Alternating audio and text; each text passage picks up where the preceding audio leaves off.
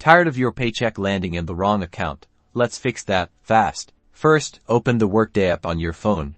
Make sure you're logged in. Look for your profile icon, usually in the top right or left corner.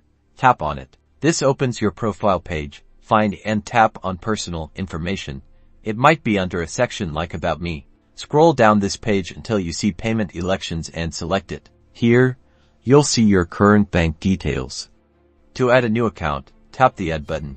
Now, carefully enter all the required information for your new bank account, like the bank name, account type checking or savings, routing number, and your account number.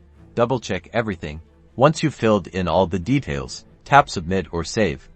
You might need to verify this change with a code sent to your email or phone.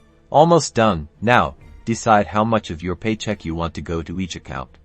You can allocate a percentage to the new account and adjust the amounts. Once you're happy, save your changes. You're all set.